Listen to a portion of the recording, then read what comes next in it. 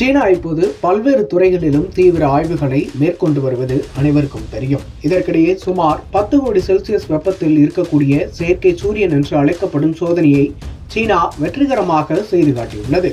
இது வருங்காலத்தில் மின் உற்பத்தியை மொத்தமாக மாற்றக்கூடியதாக பார்க்கப்படுகிறது. இந்த காலத்தில் மின்சார தேவை தொடர்ந்து அதிகரித்து வருகிறது. அதிலும் இப்போது மின்சார வாகனங்கள், ஸ்மார்ட் கருவிகள் வந்துவிட்டதால் மின் தேவை முன்னெப்போதும் இல்லாத அளவுக்கு வேகமாக அதிகரித்து வருகிறது. இதை சமாளிக்க மின் உற்பத்தியை அதிகரிக்கவும் சர்வதேச அளவில் ஆய்வாளர்கள் பல்வேறு ஆய்வுகளை நடத்தி வருகிறார்கள்.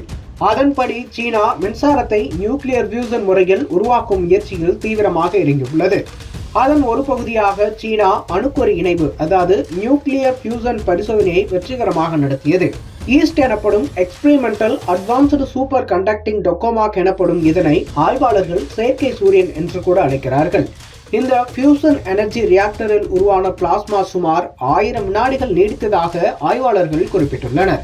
கடந்த 2023 சீன ஆய்வாளர்கள் இதுபோன்ற ஆய்வை நடத்திய போது பிளாஸ்மா 403 வினாடிகள் இருந்த நிலையில் இப்போது அதை முறியடித்து சுமார் 1000 நொடிகள் பிளாஸ்மா நீடித்துள்ளது. இது புதிய உலக சாதனையாக உள்ளதாக சீன ஆய்வாளர்கள் குறிப்பிடுகின்றனர்.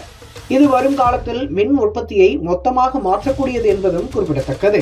நியூக்ளியர் ஃபியூசன் மூலம் ஆற்றலை உருவாக்க ஆய்வாளர்கள் பல்வேறு காலமாகவே முயன்று வருகிறார்கள். நியூக்ளியர் ஃபியூசன் போது ஏற்படும் பிளாஸ்மாவில் 100 மில்லியன் டிகிரி செல்சியஸ், அதாவது 10 கோடி செல்சியஸ் வெப்பநிலை ஏற்படும். இருப்பினும் அந்த வெப்பத்தை நீண்ட நேரம் தக்க வைப்பது என்பது சவாலாகவே இருந்து வந்தது. அதைத்தான் இப்போது சீன ஆய்வாளர்கள் தக்க வைத்துள்ளனர். சுமார் 1000 நொடிகள் இந்த வெப்பத்தை தக்க வைத்துள்ளது ஒரு மாபெரும் சாதனை என்று அவர்கள் குறிப்பிடுகிறார்கள். கடந்த 2006ஆம் ஆண்டு முதலே சீன ஆய்வாளர்கள் தொடர்ச்சியாக இந்த ஈஸ்ட் கருவியை சோதனை செய்து வருகிறார்கள். இதில் தற்போது வரை பாசிட்டிவ் முடிவுகள் வந்துள்ளதால் கிழக்கு சீனாவில் அமைந்துள்ள அன்ஹோய் மாகாணத்தில் நியூக்ளியர் ஃபியூசன் மூலம் செயல்படும் புதிய பரிசோதனை மையத்தை சீனா கட்டி வருவதும் குறிப்பிடத்தக்கது.